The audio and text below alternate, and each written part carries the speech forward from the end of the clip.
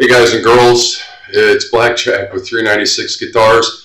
It's been a hot minute since we visited last. I've been building out my new studio slash guitar shop. I kind of moved out of my other shop, which is on the other side of my house, and put it inside. And it took me a little while to get it all set up. As you can see behind me, this is also my studio, where you can see my basses are set up and my guitar rigs and what have you. We are just kind of doing a get acquainted with the new studio. We have the Paul Stanley guitar back on the bench, and we have done a deep dive into this guitar, and I have found some problems that we're going to fix, and we're going to make this guitar play like the day that Paul Stanley had it around his neck, and that's what we're going to dive into now. So let's get to work.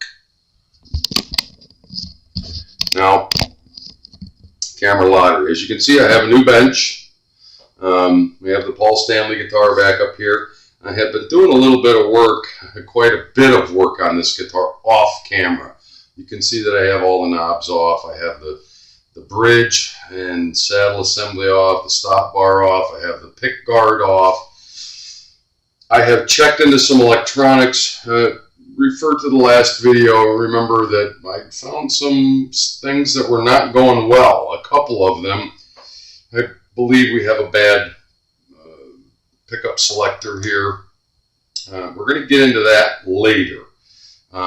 Also, I thought this was a wonky pot, but it turns out there was no nut underneath the knob, so the thing was kind of wiggling around there. These have mismatched hardware on them. One's brass, one is probably used to be chrome. Not 100% sure. As I said in the previous video, I don't want to keep repeating myself, but I had restrung this guitar a year ago, set it up just to make it play so I could fiddle around with it. It is my brother's guitar. The provenance on the guitar is what it is. We can't prove anything, but we're pretty certain that this guitar, and some of you were very kind in your response to the first video that we posted on this, that some of these guitars have popped up way back in the day when Kiss originally broke ranks with their original manager, Bill Aucoin. He raided their stocks and their stores of guitars and sold them off. So I guess it was not an amicable break. That's a story that I got in some of the comments, and Kiss people, they know, they're pretty knowledgeable, and some of this story's been written, some of it hasn't been written, but it tracks. Because this guitar has no serial numbers on it that I can find anywhere. It does have patent pending numbers here and there. That all being said, we're going to make this guitar play right, and we're going to bring it back to its former glory, whatever that may have been. Now, it's an old girl. She's got a lot of checking on it. There's some binding missing. There's mismatched hardware all over it. As I go along each step and film, I'm going to try to repair these things as they come. Right now, these studs are very specific. They came out of the tailpiece, and the bridge saddle assembly are very specific. They have a one size thread on the bottom and a different size thread on the top around a piece of round metal stock. And they were specific to this guitar, and I can't source them anywhere. I have sourced regular dowel steel stock and finally found a machinist that will reproduce those bolts and those studs so that this instrument can be adjusted properly.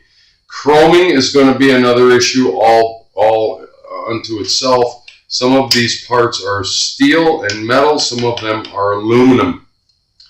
The threads in the body, in these thread sets, and in this tail saddle assembly set are good. I have confirmed that.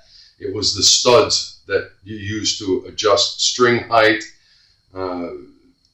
tailpiece, and wrap over adjustment, and all that stuff was really boogered, and for lack of a better term, there was a lot of fuckery going on there. And I hate to use that term. I don't swear usually in my videos, but there's no other way to put it. And even in the pick guard, there was different kind of screws. None of it matched. I'm going to go through this guitar. I don't care what it needs. It's my brother's guitar.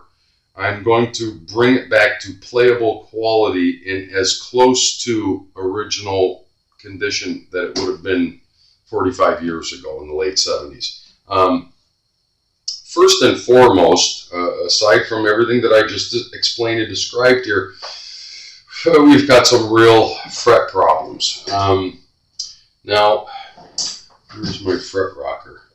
Up here, not so much problem, which is odd because this is where all of the wear is. We got a lot of divots in the fret wires, which is a rhythm player would have been, this is the business end, this is where all the money's made up here. We know this. If you're a lead player, you're going to have all that kind of wear down here as well. A lot of corrosion, as you can see. I don't know if the camera's picking up on that, but a lot of corrosion on the fret wires. I'm not concerned about that. Those things will clean up and polish up beautifully. Now, when I had my bionic eyes on, I noticed that a lot of these frets down, especially from the 7th fret down, are flat on the top. I think somebody tried to do some spot leveling on this guitar at some point in its life. That is a no-no in my book. I have done a fret rocker all the way down. I will demonstrate thusly. We're trying to find high frets, and what you do is you cross over 3 frets at a time with a fret rocker. That's what a fret rocker is. It's a piece of hard steel, and if you get any kind of clicking or rocking, as it were, you know you've got a high fret in the middle. As you go down, it's got different lengths and different sizes. You do 3 rockers. I'm sure in the middle, not so bad. That's a high fret right there. Right there. Rocking. Not in the middle of the fretboard, but on both ends. You can't spot level that. It's just impossible.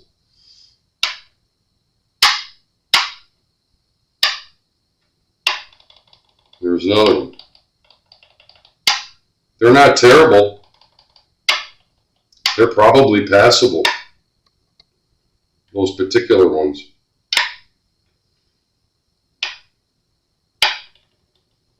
There's one right in the middle.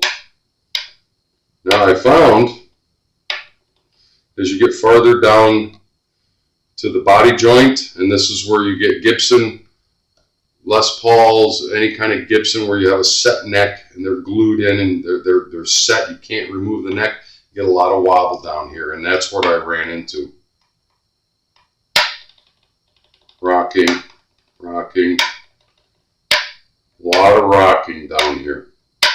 It got so bad, and then it'll skip and it won't rock at all. I'm sure the microphone is picking up on that. That's a rocking fret. And these are the ones that are flattened on the top, which means somebody got in there and tried to file down and spot level some frets. That's a no-no. That's not how you level frets. When you get down here, this one is rocking. My God. Dead frets from here to here. Real problem.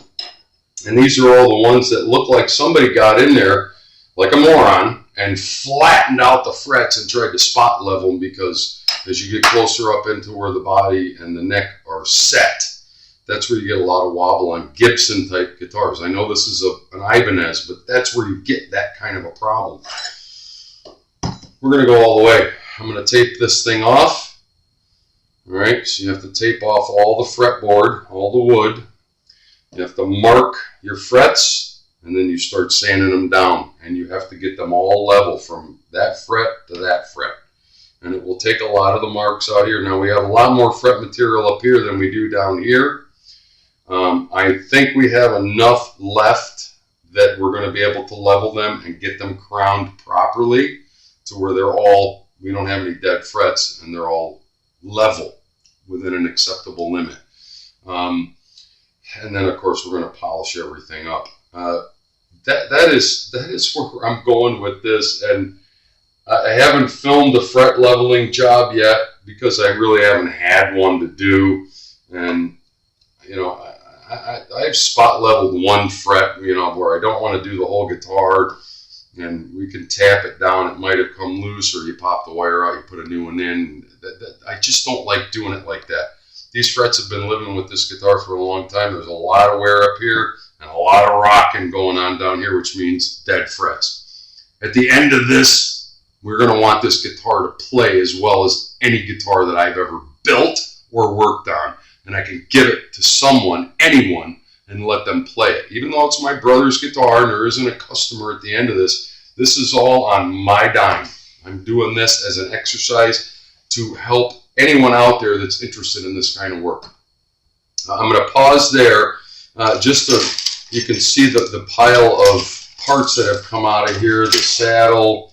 Of course, we're going to take all this stuff apart and clean it before we put it all together. I've got all the electronic cavity covers off of the back. All of this looks to be original wiring. It's pretty good stuff.